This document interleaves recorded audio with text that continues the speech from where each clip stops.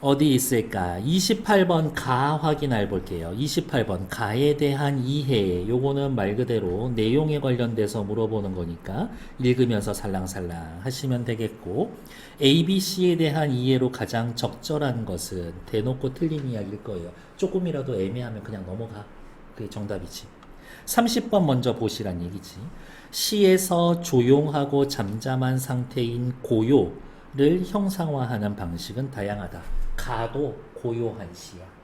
나도 고요한 시야. 고요한 상태를 직접 드러내기도 하지만 오히려 소리를 활용하여 고요를 부각하는 효과를 얻기도 한다. 소리가 나고 시끄러운데, 소리가 나는데 고요하다고? 아주 작은 소리도 들릴 만큼이면 진짜 고요했었던 거지.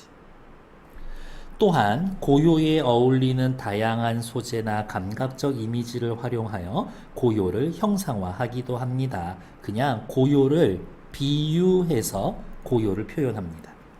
고요는 시에서 시적 분위기를 드러내기도 하고 and 화자의 내면 세계를 암시합니다. 가든 나든 둘 중에 하나든 둘 다든 화자의 내면이 평온해. 아주 고요해. 이런 옆으로 넘어가죠. 정지용의 장수산 1이고요. 한 번쯤은 스쳐 지나가서 보셨을 수 있어요. 그래서 요 시는 주제를 대놓고 말씀을 드리면 장수산의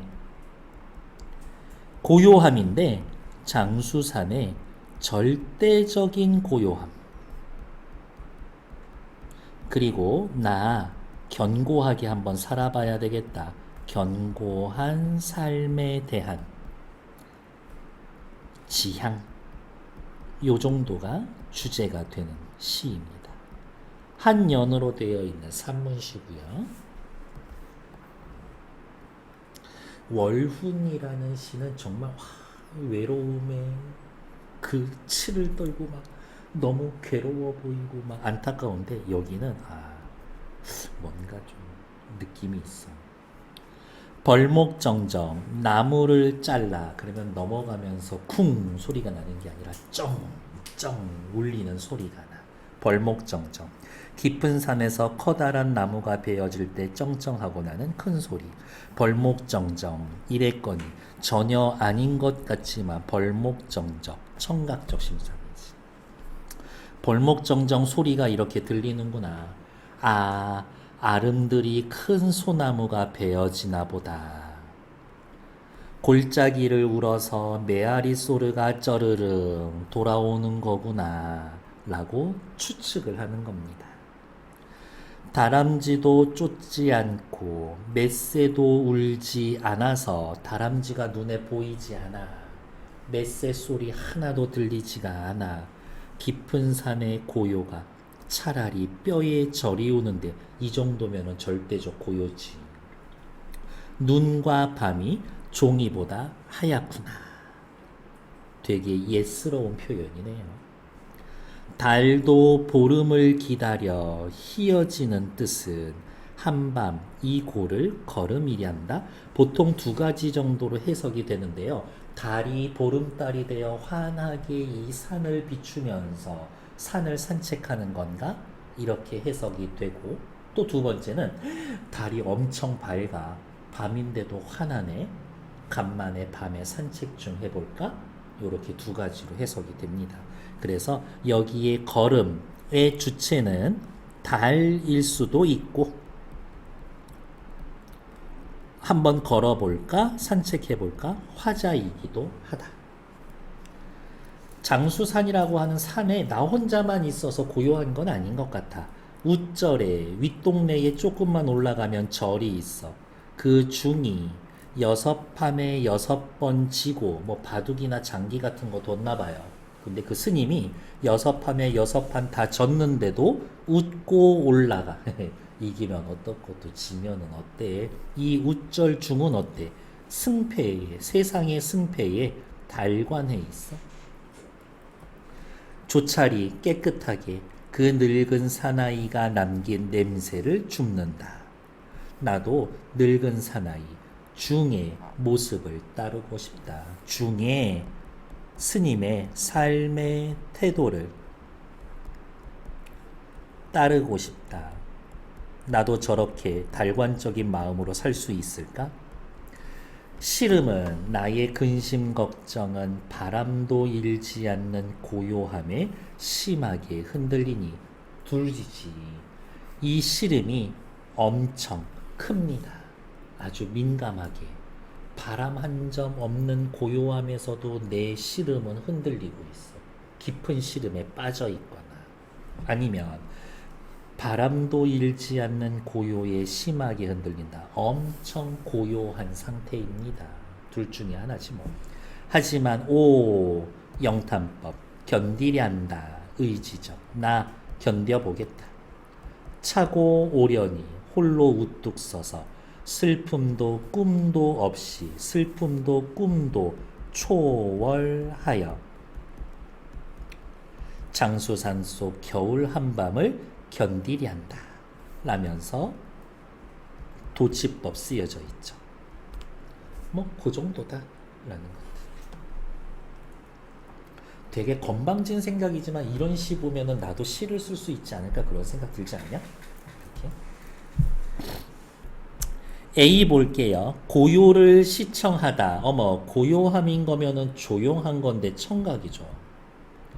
시청하다라고 하면은 시, 보다, 청, 듣다 이런 거겠지. 소리를 고요한, 조용한 상태를 보고 듣는다 이런 거겠지. 위로 올라가 볼게요. 초록으로 쓸어놓은 마당을 낳은 고요는 아우 주어가 여기 있어. 일단 기다려. 고요는 샘가에 몽실몽실 음성상징어 수국송이로 부풀어 오른다. 고요함이 수국송이처럼 부풀어 오른다. 고요함이 청각이 수국송이로 부풀어 오른다. 시각 얘는 확실히 공감각이네. 초록으로 쓸어놓은 마당을 낳은 고요 고요함이 마당을 낳고 수국송이처럼 부풀어 오릅니다. 날아갈 것 같은 감나무를 누르고 앉아있는 동박새가 이렇게 나무가 있고 나뭇가지가 있는데 동박새가 이렇게 앉아 있어서 이렇게 나뭇가지가 팽팽하게 휘어져 있고 얘가 후둑 올라가기만 하면 가지가 팽 하고 다시 펴질 것 같은 그런 느낌인 것 같다. 날아갈 것 같은 감나무를 누르고 앉아있는 동박새가 딱 한 번 울어서 넓히는 고요의 면적. 동박새가 울어봤자 소리가 얼마나 크겠어. 근데 걔가 한 번 울면 고요의 면적을 넓힐 수 있을 만큼 아주 고요합니다. 고요한 거는 고요한 상태니까 기본적으로 추상적인 거지. 면적은 눈에 보이는 거죠. 구체적인 거지.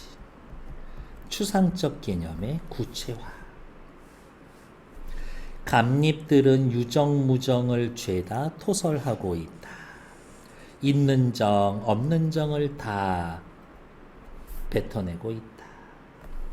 의인법. 작년에 담가둔 송순주, 소나무 순 넣어놓은 술 한 잔이 생각나는 건 이러한 정오, 어떠한 정오? 고요한 이러한 정오에 멸치국수를 말아서 소반에 내놓던 어머니의 소박한 고요를 윤기나게 닦은 마루에 꼿꼿이 앉아있던 아버지의 묵묵한 고요를 떠올렸기 때문이다. 엄마, 아버지 생각하니까 술 한 잔이 떠오르는구나. 회상이고요. 회상의 대상. 지금 현재의 이 뜰의 고요함이 과거의 고요함과 연결이 되고 있는 거지. 아, 내 인생 이렇게 고요함을 경험해 본 적이 있던가? 맞아. 국수 내놓던 우리 엄마. 그때 뭐 그릇 달그락거리는 소리가 나기는 했는데 왠지 고요한 느낌이 있었어. 아버지 이렇게 앉아 있었던 등이 떠올라. 그 주변이 좀 고요했었지. 이런 생각을 하는 거죠. 초록의 굴림이 더해지는 초록이 짙어집니다. 이런 얘기 아닌 건가? 계절감이 심화됩니다. 이거지.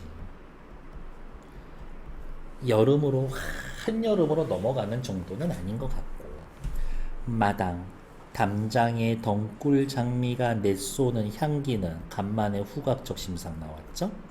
고요의 심장을 붉은 진동으로 물들이고 있다. 붉은 시각 진동 촉각이지. 시각의 촉각화 됐을까요? 가만히 살펴봤더니 초록색, 붉은색이라고 하면서 어머 색채 대비도 있고 사랑은 갔어도 그 노랫가락은 남지. 그 몇 절을 안주로 삼고 삼배 올만치나 가느다라고 무수히 많은 고요를 둘러치고 있는 고금 외롭게 홀로 자는 잠자리의 시골집 마루. 집이 있고요. 안채가 있을 거고 방이 있을 거고 요렇게 마루가 있는데 이 마루의 집 주변에 무엇으로 고요함으로 둘러치고 있는 듯한 느낌. 이렇게 우리 집 마당 왜 이렇게 조용하지? 마루든 마당이든 왜 이렇게 조용하지? 우리 집 주변에 고요로 담을 쳐놨나 봐. 이렇게. 아무것도 새어나지 않을 것 같은 그 고요가 초록바람에 반짝반짝 누설해 놓은 5월의 시간적 배경. 날 비린내가 나서 냄새니까 후가. 더 은밀한 연주를 듣는다. 이 은밀한 연주는 뭐예요? 5월의 내가 고요한 마당에서 듣는 온갖 소리들. 이렇게. 그 정도 확인하시면 될 것 같습니다. 괜찮나요? 네. 아름드리 큰 소나무가 베어지나 보다와 관련해서 인간에게 아낌없이 내주는 자연의 속성, 나의 모든 걸 인간 너에게 주겠다. 그건 아니야. 다람쥐도 쫓지 않고 맷새도 울지 않아. 다람쥐 보이지 않아. 맷새 소리 들리지 않아. 연달아 제시해서 적막한 분위기를 부각한다. 괜찮아. 보이지도 들리지도 않아. 아무것도. 여섯 판에 여섯 반 지고도 웃으면서 올라간 행동. 세속적 욕심, 이기겠어, 승부욕에서 벗어난 우절중의 모습을 암시하고 있다. 달관의 태도, 괜찮아. 바람도 일지 않고 심히 흔들리고 있다. 바람도 일지 않는 고요함 속에서 나의 시름은 흔들리고 있어. 심하게 둘이 대비되어서 시적 공간, 장수산에 동화하지 못하는 내적 고뇌. 이렇게 고요한 곳에서 내 마음은 왜 이렇게 싱숭생숭하지? 라는 것들 크게 눈에 거슬리진 않는 것 같아요. 견뎌야겠다. 오련히 꼿꼿하게 화자가 지향하는 삶의 태도. 괜찮죠? 틀린 건 1번. 29번에 A, B, C에 대한 이해로 가장 적절한 것은 A. 1번 A에서 새암은 부푸른 수국공이의 모습에 비유되어서 아니지. 고요함이 수국송이로 비유가 된 거지. 새암가가 수국송이로 비유된 거 아니죠. 1번 탈락. 2번 A에서 마당을 물들인 어디가 있어? 마당을 물들인 초록색은 그렇지. 초록으로 쓸어놓은 마당이니까 마당이 온통 초록색이에요. 얘기죠. B에서 점점 확산하여서 그래? 덩굴 장미와 색채와 어울려서 계절감을 부각해줍니다. 덩굴 장미 붉은색 어울려져서 계절감 봄이 심화되고 있습니다를 보여주고 있지. 2번 괜찮아. 3번 B에서는 초록은 마당 위에 군림하는 존재로 묘사되어서 나쁘지 않아. 군림하는 초록 괜찮아. 붉은 진동을 방해해? 아니요. 붉은 진동과 초록색이 색채 대비는 되어 있지만 얘네 둘이 어떻게 전체적인 분위기는 어울려.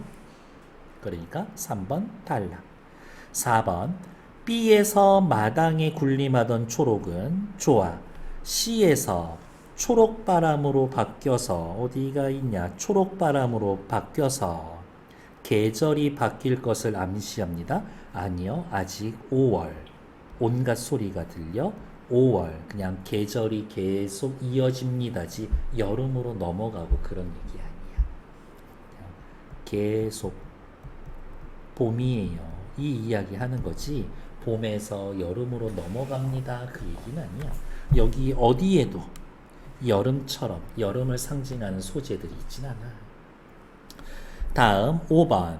시에서 초록바람은 5월이 누설하는 것을 감춰 아무것도 새어나가게 하지 않을 것 같았던 고요가 초록바람에 반짝반짝해서 누설해 놓은 5월에 날비린내 나는 연주. 감추려고 했는데 결국에 다 누설돼. 그래서 감추어 준다라는 말이 틀렸지. 그래서 답은 2번. 30번 보러 갈게요. 가에 밤과 눈이 종이보다 하얗다. 색채 이미지 괜찮아. 눈 내린 겨울 달밤에 고요해. 나쁘지 않죠. 너무 고요하다. 이거를 하얀색으로 표현해줬어. 나의 화자가 추억 속에 떠올린 어머니, 아버지 두 분 다 고요하죠. 시적 상황을 통해 표현하고자 하는 이런 정오의 고요에 어울리는 인물들이다. 괜찮아. 가에 메아리 소리가 쩌르르 울려 동박새가 딱 한 번 울었어. 소리를 활용해 그런 소리가 들려 고요한 상황이 강조가 됩니다. 괜찮아. 가의 고요함이 뼈에 저리우는데 뼈에 저린다. 촉각. 나의 3배올만큼 무수한 고요, 3배올만큼 무수히 많은 것 보여. 시각. 고요를 형상화했습니다. 괜찮아. 답은 5번인가 본데. 한밤 이 골짜기를 걷는 것인가? 화자의 내면의 고요가 외부 세계로 있어? 아니야. 고요한 건 화자의 외부지. 내부가 고요하지 않아.